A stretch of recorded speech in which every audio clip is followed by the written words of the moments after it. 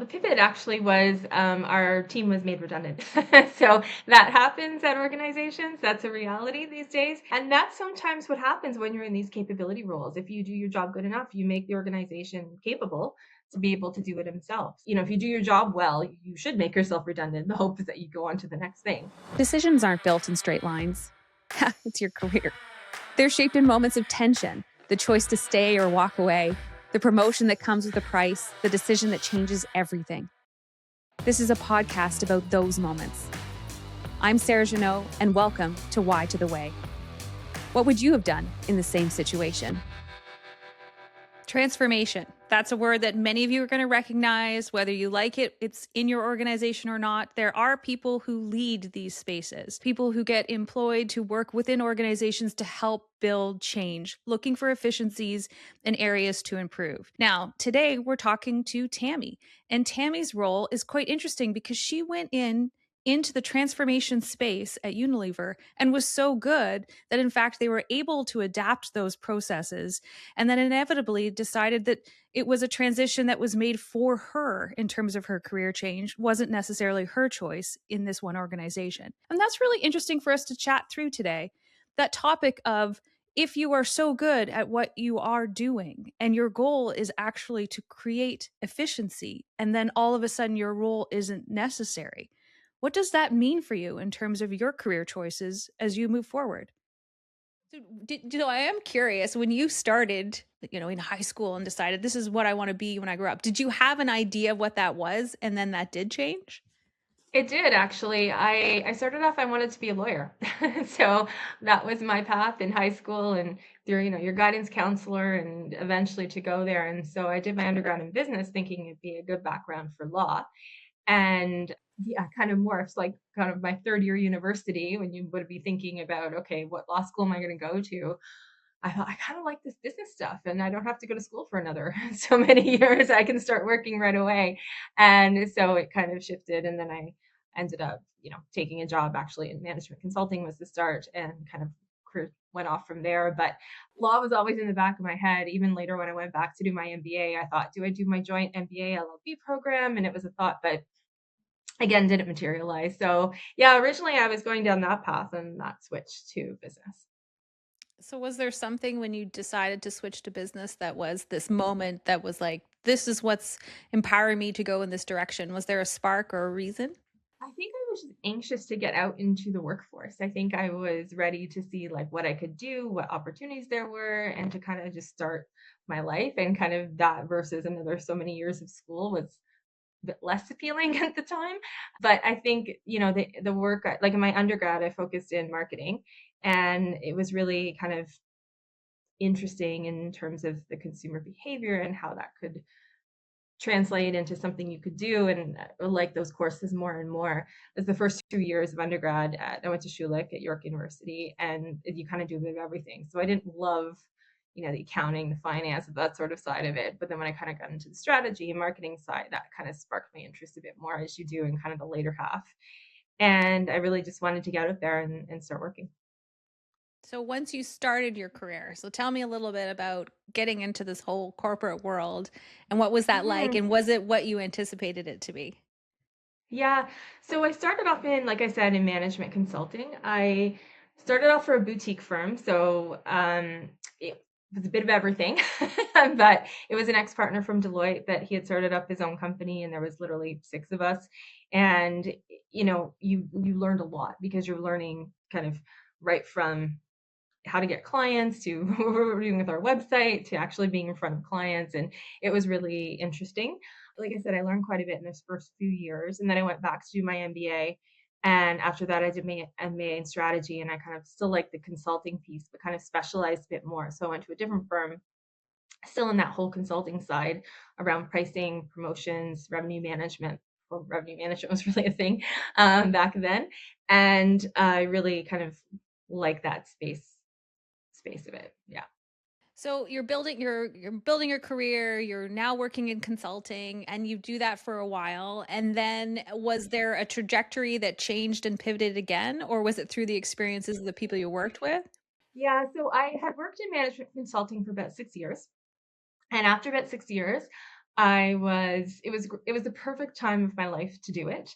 When you're in that type of job, you're traveling a lot. I think I was on the road 3 weeks of the month, every month. So at that time I didn't have any kids, I didn't have a husband. So it was really easy to kind of be on your own terms. And I really liked that space. But I was always changing. And that was part of the appeal, to be frank, at first. You were learning different pieces. I worked in kind of three verticals: consumer packaged goods, financial services, and pharma. So one week you were doing work on a cattle vaccine, the next work around how to charge for service fees for a new financial product with a bank. And then the next week, how to price a new women's razor or something like this. So I love that variety. But after about 6 years, I thought, I want to put some roots down, like both professionally, personally. It's hard to do when you're kind of traveling, 90% of your year. I thought, really, where do I want to go? And I had a really good boss at the time. And he said, people often focus in on what am I good at? He's like, you really want to find that sweet spot of what are you good at and what do you like? Because that's really where you'll be successful in your career, around finding not just something you have an aptitude for, but something you actually also enjoy doing. So with that, I kind of did a bit of a reflection, and I thought, I really like the consumer packaged goods space. It was relatable to me. It was, I think, the most interesting out of the verticals I was working in. So I started kind of looking around in that space. And that's where I made the change from management consulting to more the supplier side and found a home at Unilever. So Unilever, consumer packaged goods giant, I was there for almost 15 years in a variety of roles. And it really was concerned at the beginning that I would get bored, that it would just be the same old thing. It didn't have that variety that I was used to in consulting. But I quickly found that wasn't the case. There were so many roles, so many breadth of brands, departments, areas. It really gave me the opportunity to move around. So in the 15 years I was there, I think I had 10 or 11 roles. And that really let me be, to your point earlier, that more like a generalist, not necessarily like I'm a marketeer, I'm a transformation expert, I'm a revenue management expert. You can kind of do what makes sense for you. So that's where I really kind of found a home. And I think that what you like also at the time, when I joined Unilever back in 2009, that was during the Paul Pullman era when he was our CEO. And it was also a lot around purpose. And it was a lot around, not just do good for the business and profitability, but also do good for the planet. And that personally really resonated with me. So that what I like, what I'm good at, that piece was quite important as well. So that's so interesting because not every business does build revenue around purpose and making sure that you're doing the right thing and finding profit. Was that Yeah. something that you knew about before you made the decision that you were going to go to Unilever, or you found it within? I had done my homework a bit, so I knew that was really, at the core of how they are. But again, you don't know until you actually get into an organization. And is that just talk? Is that really how they run the business? And I would say I was pleasantly surprised that that really is at the heart of the business, around doing good and finding purposeful brands, whether that's, reduction in food waste with Hellman's, whether that's regenerative agriculture with the Knorr business. I worked a lot on the food side, so that's a lot of my references. But even the Dove self-esteem program for young girls, I have an almost 8-year-old that is such an important piece. I've done some self-esteem workshops at schools, and those are so rewarding. So really understanding that kind of purpose driven is something they do live and breathe. So not just lip service. I love that. And you're so right. I remember the Dove ads. What an incredible message. It was not only connecting message about women and empowerment and, you know, um, Yeah. thinking of yourself at a different level, but then also lining that brand up with it. And it was just so memorable. Were you working on that? I wasn't. That was just before I started when that work happened, but that had such a legacy in the business. And really, that work around Dove self esteem was continued and something they encouraged employees to get out there and promote themselves. So, like I said, even if no matter what you were working in, you had the opportunity to go out and teach these workshops to grade sevens. And I think it was grade seven. And it was so rewarding to do. So that must have been a huge indicator when you made the decision then. So, because that was so Hmm. influential at the time. Absolutely. I think it's really important. You give so many hours to your career. It's important to be happy where you spend your time. So can you tell us a story then? So you're in there, you're working. Is there something that you're most proud of about when you were working within the organization? Oh, lots. That's a leading question. I would say two big pieces stick out for me. One was back when I was in the Canadian business around trade marketing. I was in our trade marketing team and we led the Kenora What's for Dinner campaign. It was a really different way of going to market, about having a lot of in-store visibility as opposed to the traditional media on TV. We had an amazing team that I still keep in touch with, even though it's been so many years later. And it really was a different way of working. It was very collaborative. It was not to say the others weren't, but it was more really a team. We kind of pooled our money and said, this isn't marketing's money, this isn't trade's money, this isn't this. We just could, how do we turn around this business and make this program work? And it was really an exciting time to turn around the business. And that's something, one of the ones I hold near and dear to my heart, about really proud of. And I'd say another big piece is the later part of my time there before I left, working around agile ways of working.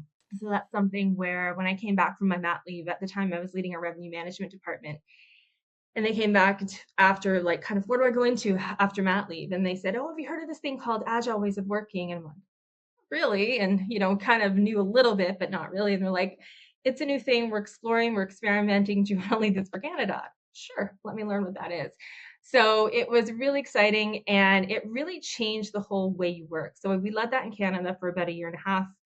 And it is a mindset shift. Like, people think agile, they think Scrum and Kanban and tech companies. And yes, you can go down that route, but you can also bring things like experimentation, psychological safety, collaboration, continuous improvement into the day-to-day of any business.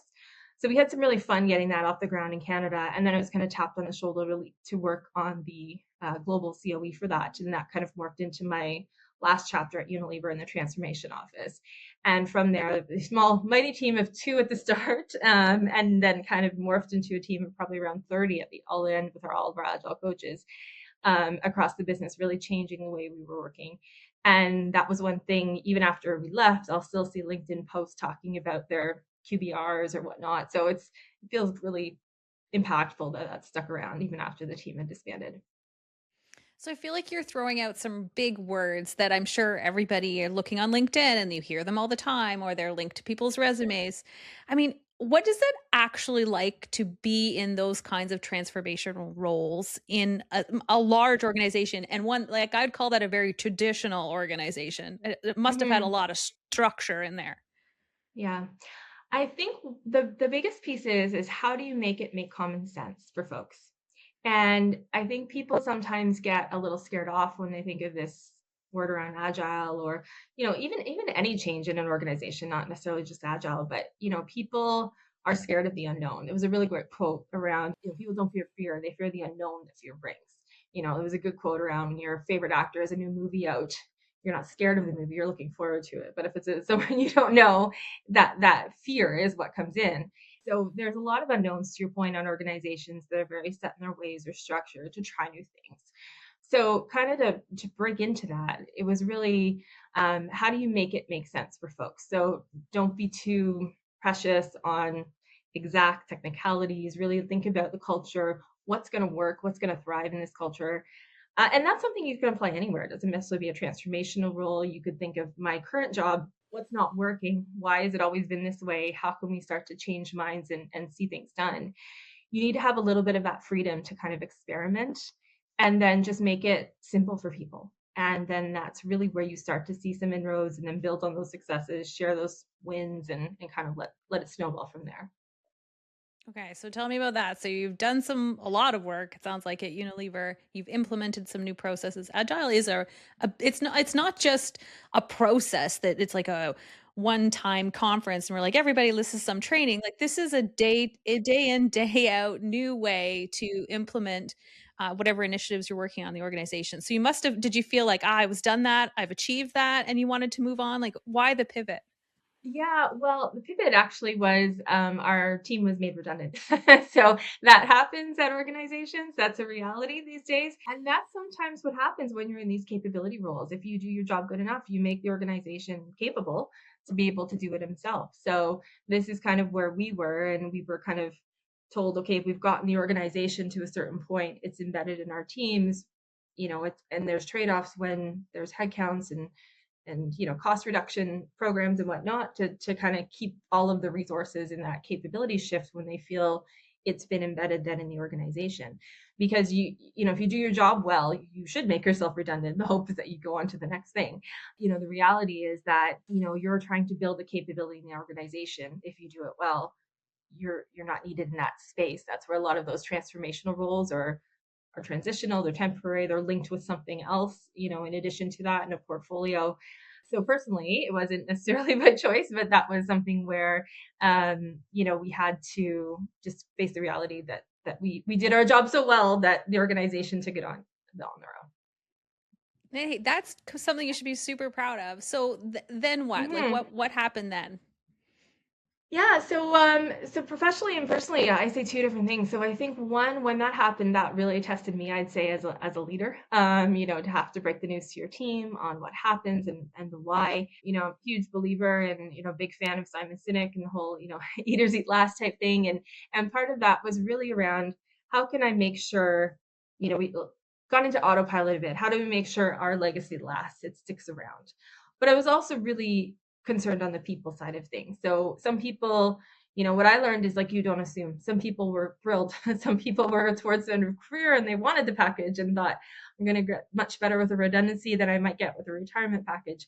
Other people, we had a lot of coffee chats and where else they could look, a lot of coaching and whatnot, and really helped to try and help the team land. And we did find about half the team, I would say, spots other elsewhere in the organization. For me personally, there wasn't an opportunity. I'm personally not mobile. I need to stay in Canada for some personal reasons. And unfortunately, there just wasn't a role here. So it was kind of my time to think about that. And then so I took a little bit of time because I'd been traveling too. For the last 2 years I was there, I was in a global role. So I was back and forth to Europe about once a month. At the time, those 2 years, my daughter was kind of between 2 and 4. It was a lot of juggling on the home front as well. So it was nice just to be home for a bit. So I took about 6 months off sabbatical, just took a break. I figured I'm not going to get this time back with my daughter. I got a personal trainer. I read 5 books. Like it was just a good break that I needed. And then started looking again. And one of the key ahas I would say, and I would talk to anyone, like advice for anyone, is to network. It's something where I think when you get comfortable in a role, you can get a bit complacent of saying, yeah, I need know I should network and I just don't have time. And when I actually started getting the ball rolling, that's really where you made your inroads. I had so many coffee chats and lunches and opportunities that came about. And the two opportunities I've had since then and where I am now all came through networking. And even this today, this is part of the group was through networking. And, that's such an important skill, something to do, not just skill, but just important investment of someone's time to make sure they're continually talking to people, getting their face out there. And it's something I'm going to commit to do more of. And also anyone who I'm working with or is working for me, I'd encourage that 100%. I so agree with you. And I think my network or not building my network younger in my career without realizing it, that was a mistake. And I should have worked on my network sooner and valued it more than I do today. Do you think that it's like an age thing or it's like we have children? Like what happens? Because I feel the same way. My network now is everything to me and I work so hard on Yeah. it. I never cared about before, but it's where my opportunities come from now. What do you think? Absolutely. Absolutely. I think, it's just a function of so many hours in the day and, getting through, everyone's home situation is different. If they have family, if they have, parents taking care of or whatever they're doing, sometimes networking can fall to the bottom of the list. It is an investment of time. It's a great investment of time, but it is an investment of time and you need to be in the mindset where you're going to prioritize that. And personally, for me, I felt, when I was kind of comfortable at Unilever, it went down on the priority list because I didn't think, it sounds trite in a way, but I didn't think I need to, like I didn't think that was something where I needed to tap into for new opportunities. But I did. And so it was nice. And honestly, I had a lot of fun doing it. At the beginning, you kind of have to dust off of like, okay, I'm cold calling coffee chats and people, but then you reconnect with so many folks that you hadn't seen in years. And, I had coffee with this one colleague and I used to work with him years back when I was in consulting and it was so great to catch up with him. and it gets fun to do. And then you just kind of get into a rhythm and you meet new people, and the ball keeps rolling from there. But I think it comes down to, when your life's busy, when you're comfortable in your current opportunities, it just becomes less of a priority, which it shouldn't be. So it's a good reminder to keep it going. It is, and so I can completely relate to. And I remember, so when I was at trade station, especially, I was like, "I'm at the top. This is amazing. I'm never going to want to change." And then inevitably, you do, but I really let my network drop and I just didn't prioritize it, like you said. But I do remember one of the first like you said, coffee chats, like, do you want to go for coffee? And I don't know, it brought me back to like my dating days. Like I just felt nervous. What do I talk about? What do I Yeah, share? Did you feel that yeah. too? Absolutely. It's definitely a skill, and you kind of got to get your muscle memory back into it. And, I had a really good career coach. So as part of my exit package, Unilever gave me a career coach, and he was fantastic to help coach me through that and like how to think about it, what to ask. And one of the other big things when we go for coffee, it's always like, what's going on with you, and but always ask, how can I help you? So in addition to, like you're often going looking for an opportunity usually.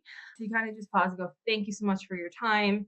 Is there anything I can do for you? Is there any connections you're looking for? Have a look at my LinkedIn, or hey, I read about this going on in your company. Have you thought about that?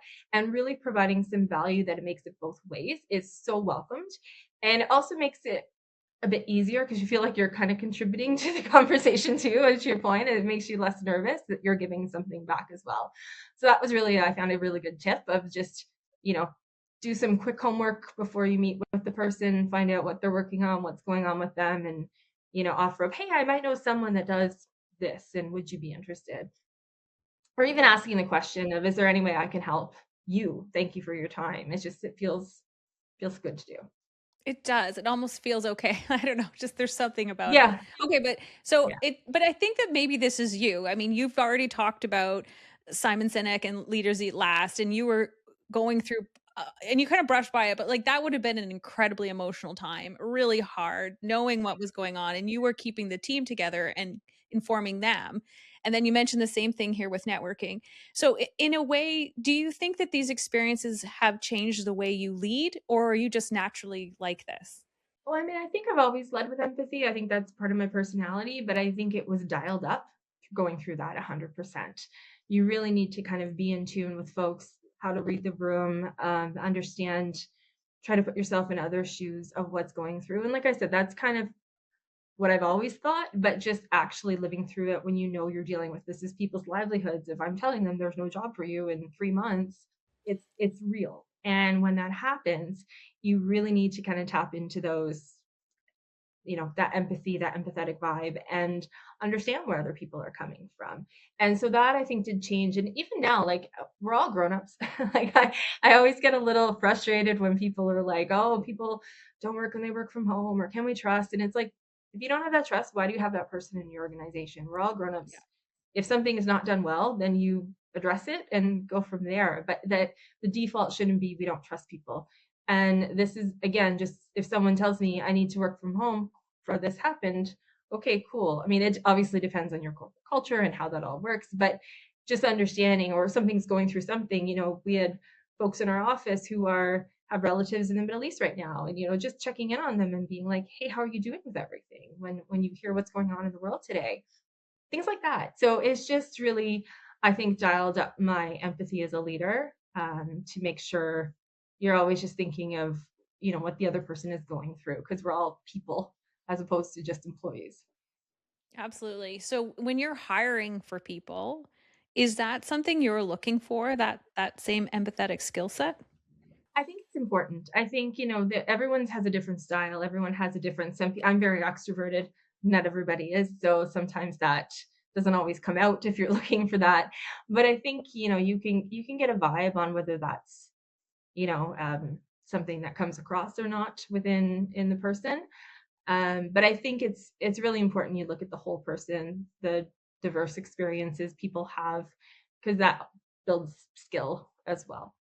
Absolutely. So if you, I mean, you've gone through various iterations, it sounds like, in your career, from consulting, then into like large organization transformation, and now into what you're doing today.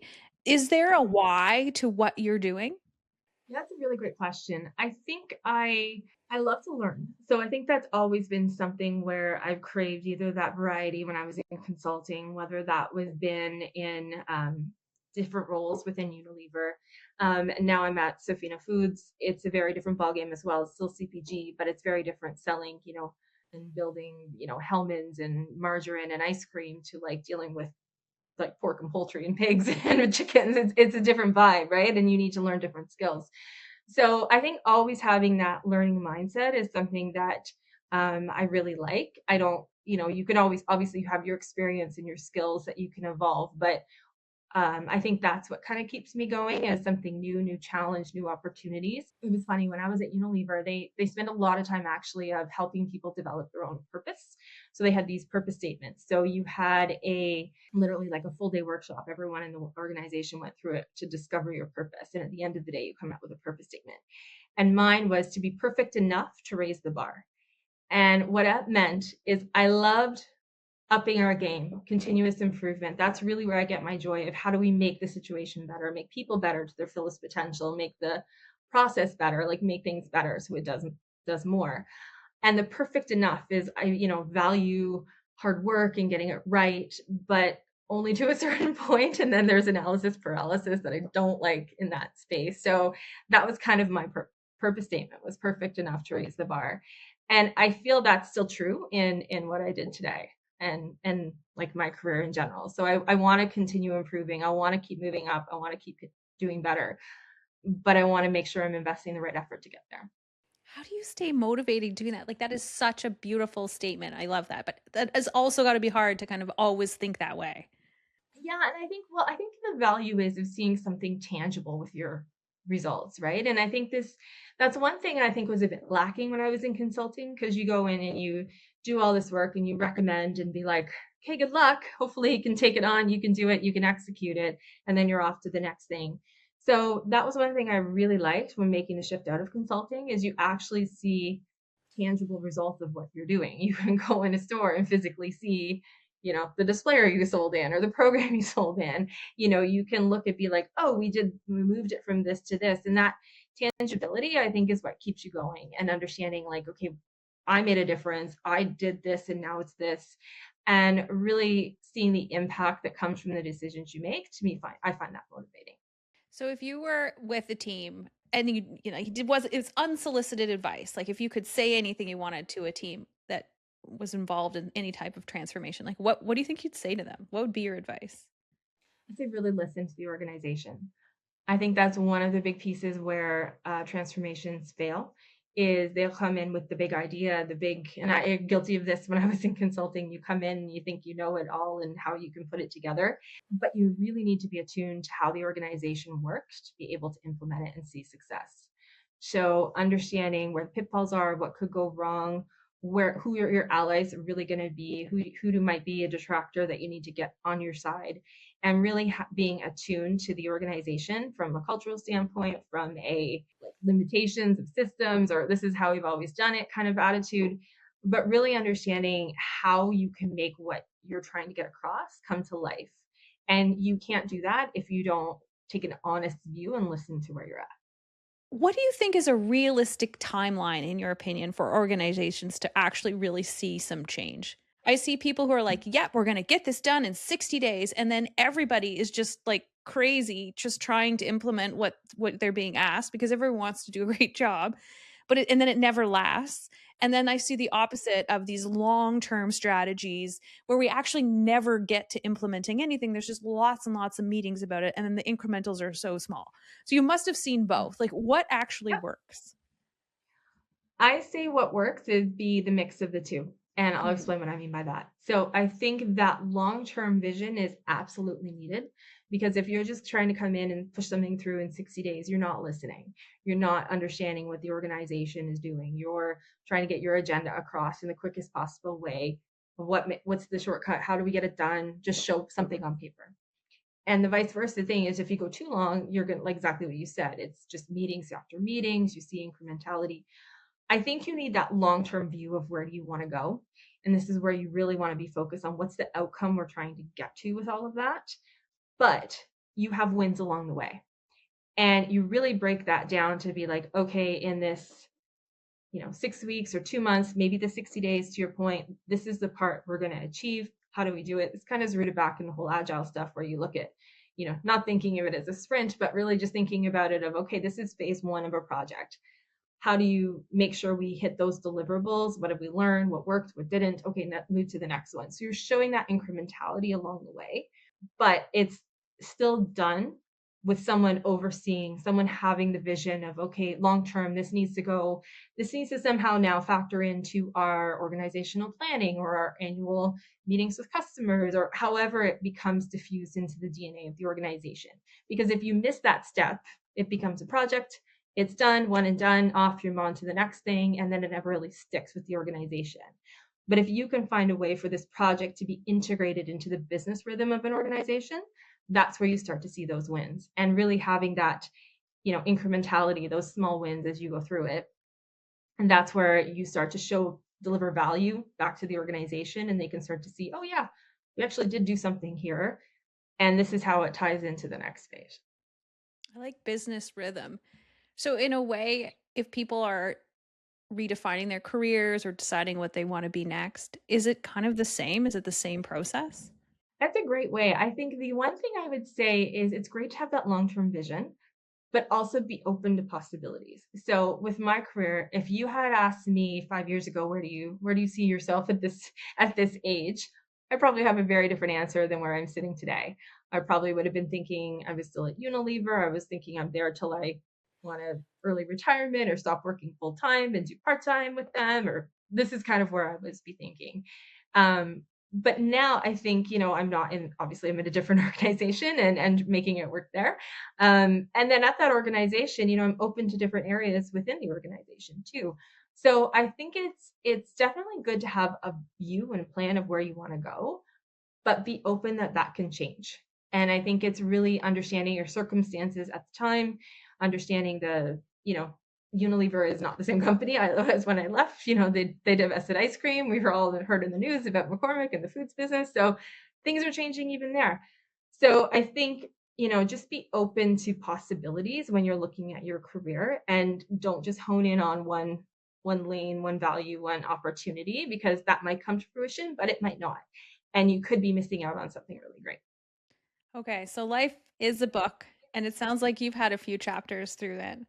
If you had to name the chapter of your life today, where you're at, what's the name of it and why? Yeah, that's a great question. I thought about this beforehand, and where I landed would be life reimagined. And what I mean by that is that you don't know what's coming next. You don't know what's happening in the world. You don't know what's happening with your family. I have an almost 8-year-old who basically acts like she's 14. So I don't know what's happening there. I have, different, parents with health issues. So like if parents with health issues, you don't know, right? And this is what I mean. You don't know what's coming next in your world. So really be open to reimagining what that future is. And I think how you do that is really just being true to yourself. So when I think back of kind of the stages of my career, when I was in consulting, I would work till midnight, be back in at 7. It's a badge of honor of how many hours you put in a week. And at the time that fit for me. I was young, I was single. It was what I wanted to do to learn as much as I could. I cannot do that lifestyle today. I have a daughter, I have a marriage, I have a life. I'm not 23 anymore. And, all of this is different. So, be true to yourself, understand your boundaries, but reimagine what that like success could be, because it could be very different from what you had envisioned for yourself. And that's kind of where I'm at. I'm, starting out at a newish company. I've been there about 7 months. So learning that culture, learning that world as well. That's also a transition when you've been at a company for a number of years and then go somewhere else trying to remember it's not Unilever, it's not that place. So it's really reimagining today of what that could be and being open to new possibilities. Oh, I love that. Well, thank you so much for spending time with us today, Tammy. I think No your story is problem. so helpful because it's important that people understand the articulation of life and how, you can work in different size companies and those mean different things, being a consultant, large organization, and now pivoting into where you are now. But also the impact. It sounds like you've had a lasting impact on every place that you have worked. That's pretty exciting. And that's, I think, what you were saying of what motivates you. That's what I want to do. So I want to leave that impact. I want to help people. I want to continue it and finding ways you can deliver that of, at the work, but also separately as well. Like at Unilever, I co-led our women's BRG business resource group. That was really important to me. It's something I was passionate about. Used to be on the board for Next Up, which is, women's organization here in Toronto. Well, the chapters everywhere, but the Toronto chapter is what I was involved with. I had to stop that. I just didn't have the bandwidth when I had a young child, and then it was traveling. But it's something that's really important to me. So how you find that motivation in the different phases, it really helps lean that too. Well, I look forward to doing this again and checking in with you, whatever that next chapter is for you, also. So thank Awesome. you. Anytime. Okay, Heather, come on in here. It's time for our gut check. Okay, let's be very clear. You are not too old to understand or to be part of any corporate career if you want to be. Yeah, well, and I guess my question, I don't want to be, right? That my whole reason of doing my own thing is because I don't want to be a part of that. How do you know you don't want to be a part of that?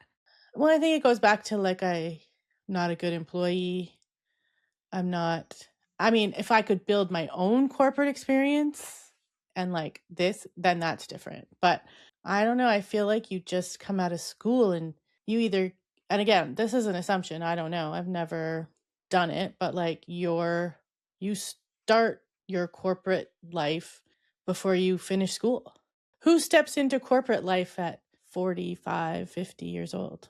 Well, I mean, I think anyone can, and I think when if you stepped back into corporate life now, you would probably be hired to build a team or, to implement what you've been doing as Mm, opposed to being hired and like you have to fulfill whatever mandate somebody on a team is putting, that they don't care about Heather's skill set.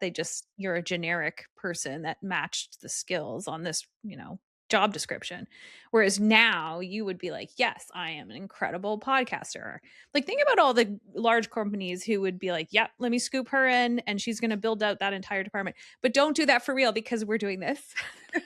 Well, I wouldn't do it for real, but I guess that's an interesting thing. Like, I wouldn't even think of that. I just think, like, even when somebody texted and was like, "Do you know anybody for this position?" And I'm like, I don't really even know what that position is. Like, I am so far removed from like the corporate infrastructure, I guess.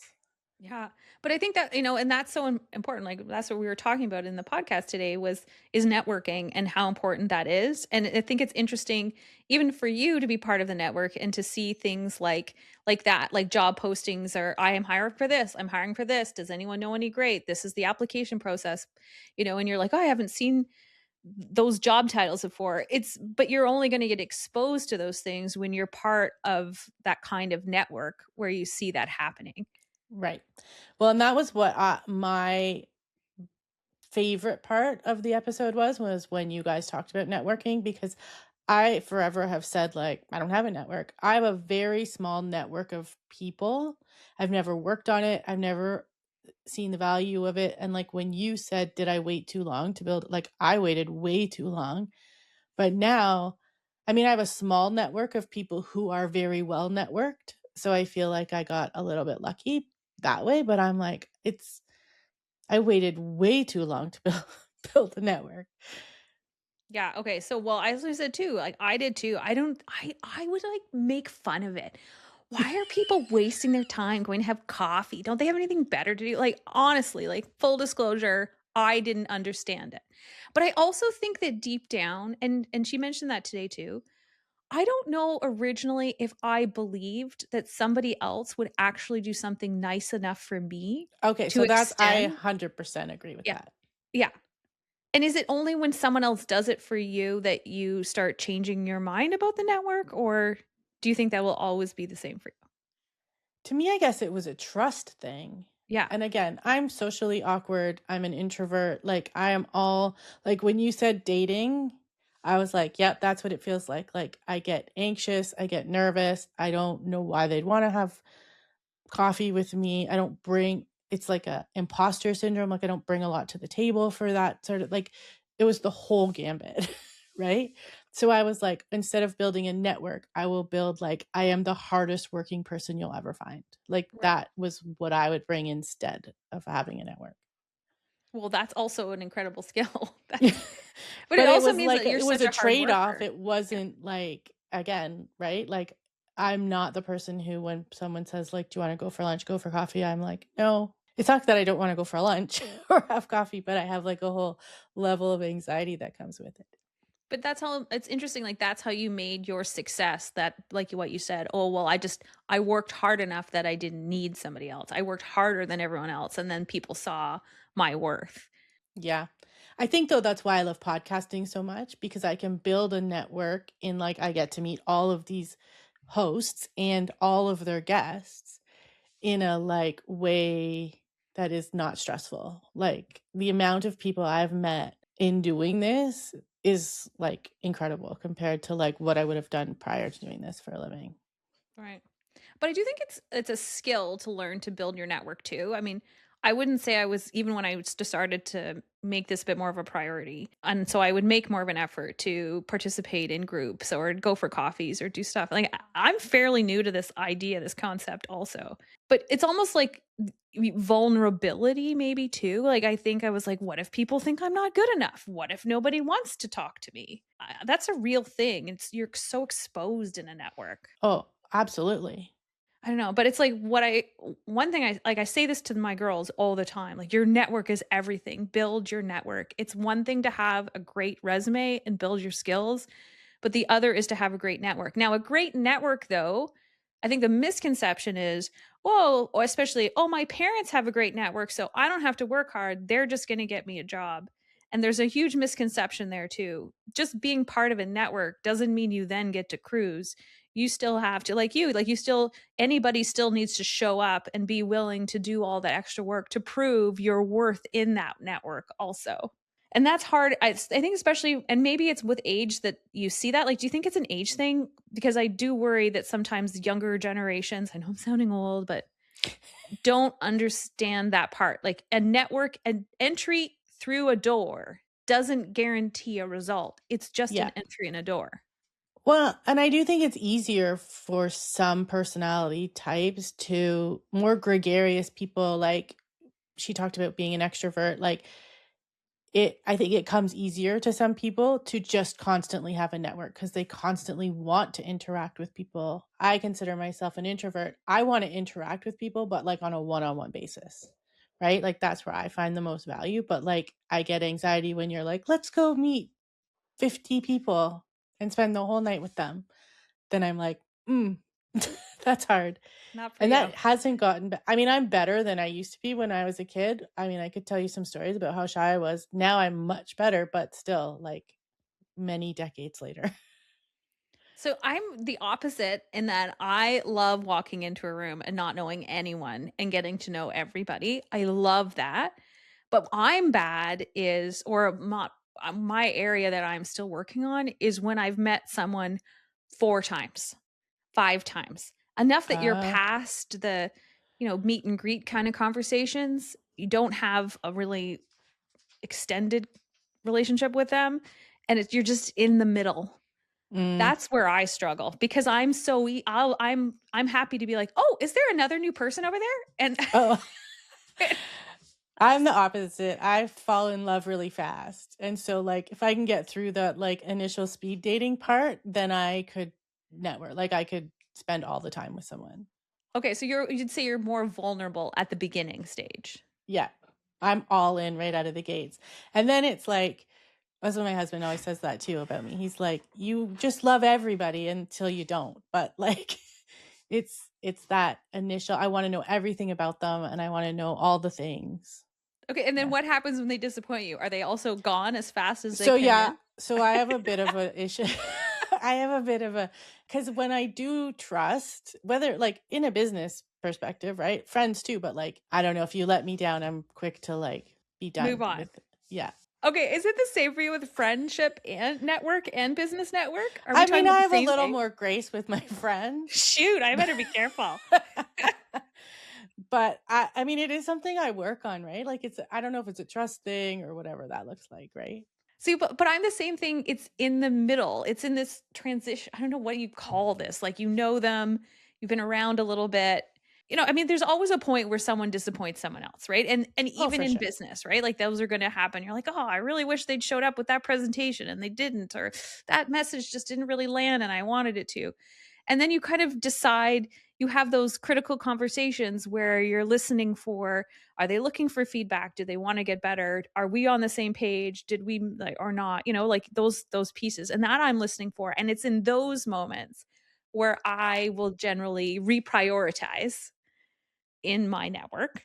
Oh, that sounds so That's a good way to conceited. put it. I don't know. Maybe that's I bad. think as I get older too, I'm just managing my expectations for relationships and like starting to understand that everyone has a lot of things going on. And so if they're not showing up the way I want them to show up, it doesn't really have anything to do with me usually.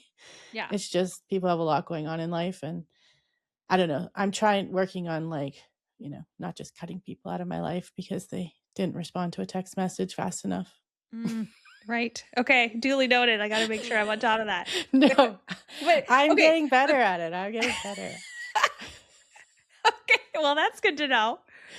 Okay, but I do want to ask. So, like, when she was talking about being a consultant, so I thought of you because I was like, wow, Really? I wonder if you had been exposed to that.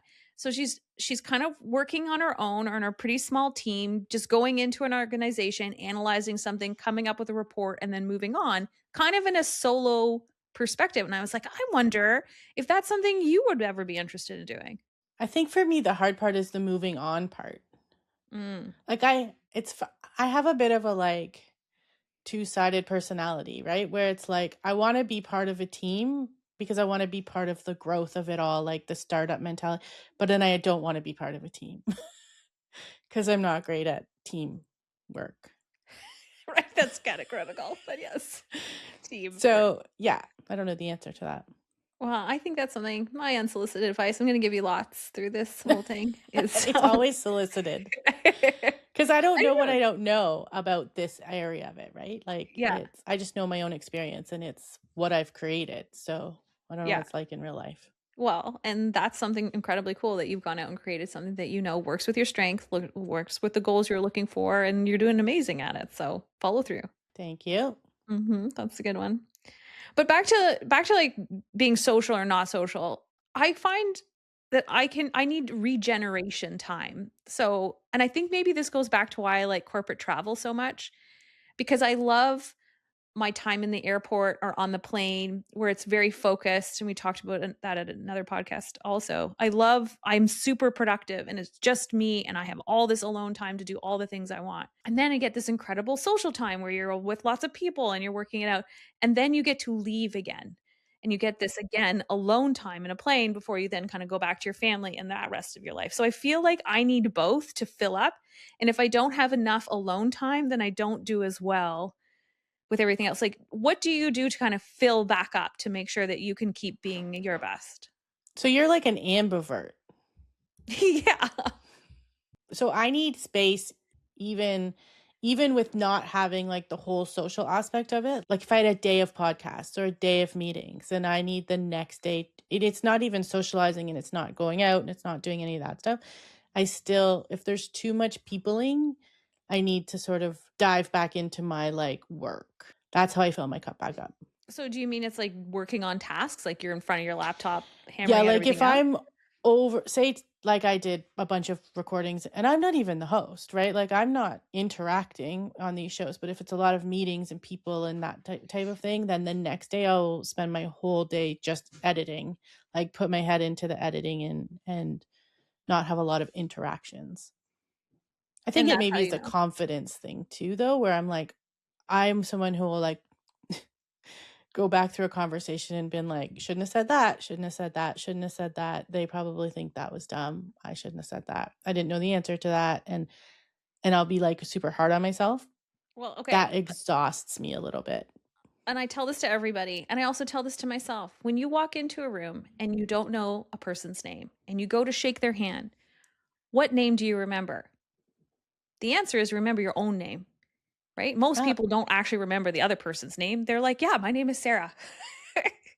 And most people will move through conversations and they're only remembering the things they've said and are insecure what they said. They won't overanalyze the things the other person said. They're more I don't know if that just means oh, I'm a that makes narcissist sense. or something, but I'm pretty sure that's how it works.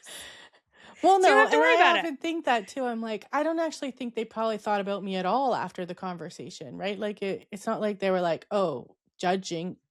Again, it's a bit of a just a misconception about it, but I think it comes with experience. Because even you said this in another episode. You were like, oh, talking about like a job you'd left or something, and where you're like, maybe I should have just stayed there. The salary was really good. And you only remember the good thing. You don't remember the 9 million other reasons why you were looking to do something else, whether you were bored or, what I remember. You just remember the one thing that because today's hard. Yeah. Absolutely. And your perceptions of how you feel today are also a reflection of how you feel today, Yeah. right? Will Yeah. also change whatever you're changing in the future. How you feel in the moment when you're making a decision completely impacts whatever decision you're making. Well, and that's kind of scary because I had a conversation the other day and they were like, oh, how's business? And I'm like, I wake up at 5 o'clock in the morning and I love what I do. And I can't imagine ever retiring. And by 3:30, I'm like, okay, I'm ready to retire. Like it changes in that much just sometimes in a day, right? If Yeah. I made a decision at 6 a.m. and made the same decision at 6 p.m., be very different. Yeah. Okay, but that's a really good one. And I can relate to what you're saying there. I am known for sitting at my couch and working and just getting so sucked into whatever strategy I'm building or something I want to change or whatever we're doing. And I just get so into I will spend hours and I will lose hours doing it. And I guess that must mean that deep down I really love it. And I can go through my different iterations of my careers and every single one of them, especially at the beginning when there was so much change that I was usually hired for to implement, Mm. and I think that's a general theme now. Then I look back at all of my things as I'm very good at getting other people, other teams, other departments to shift and change. And I've been hired to do that. I think deep down, that's really what I've done over and over again. Even though the job titles have changed, the actual delivery of what I'm doing has changed. There's really an underlying unit that something needed to pivot. And not everybody can do that part. But what was so lovely about it, why I think I know what I love, what I'm doing, is that I'm happy to spend that all those hours. It just fulfills me. I feel so good when I finish something. I'm like, yeah, I did that. I'm so excited about it. I mean, it could flop. Like I've pitched things to boards and I'm like, this is going to be great. These are all the numbers. These are the reasons why it totally bombs. But that's okay. It just means I missed something and I go back to it again. But I love that process of doing the work, which I imagine you do too. Like you love the editing that was required to have a finished product. Yeah. Well, and I like going through the process with the team, whether it's like the host and how they want the iteration of their show. And like I like doing it with them in the way that is going to be successful for them, right? Like the way you do things is different than the way other hosts do things. And I like to sort of be adaptable because I think I learn more that way. Like I learn more and then I have more perspective for the other people. I don't know. It's Do you think interesting. you're still learning in podcasts? 100%. Every day, all day, every day. I mean, not just like you're listening to someone say something new. I mean, like fundamentally with the business side of all of this.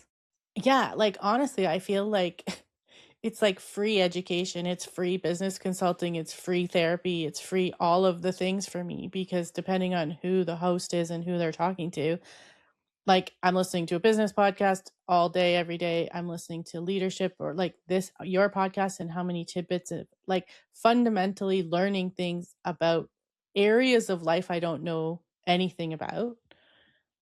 But also like I have another show, it's all about personalities, like different personality types, and it's really helped me frame like myself, like how I look at myself, right? Like I learn all the time. I think when she talked about it too, right, where she was talking about like always learning and incremental changes, and Like I'll leave this show and then I'll go do something and apply something I've learned here to another show. It feels like almost too easy. I don't know. A lot of learning. I That's don't so like, cool. I like things to be better tomorrow. Like exactly what she said, right? Like you're making incremental changes that are like making everything better tomorrow than they were today. Whether that's like a show getting better or me being better at a portion of something or me being able to pull reports today that I couldn't pull yesterday because I didn't have time. Like that's the part I like about it. If it was the same every day, I wouldn't do it. And if I didn't learn, I wouldn't do it. I've Well, had jobs like that and I didn't like them. well, I'm excited about learning some more next time. This is I know. awesome. Just to finish up with Tammy's episode, was there a question that you'd wished you'd asked her that you didn't? I should have asked her if she knew she was going to get let go and how long it took her before she knew what she was going to do next. I should have asked more about that. Don't you wish you knew that? Yeah, that must have been such a scary time. Like so scary that I was even too scared to ask. Yeah. Why are we all so scared to talk about this when it happens to people all the time? Well, it's not personal, right? But you think it's personal. I think she framed it so well, though, that you do such a good job that the organization, because she was involved in transformation, involved in structures to help more teams be self-sufficient with the Agile method, that they didn't need her anymore. And that's just a true method of her success in the organization. And yet and this was me, I was like, I'm scared to ask. Why are we scared to talk about this? She should be celebrated what she did and then pivot into something else. Like, that's amazing. Well, we can have her back next Yes. time. And I'm very confident that wherever she is next, there'll be a whole other chapter. Right? Yeah. Yeah. She was pretty incredible. She really was.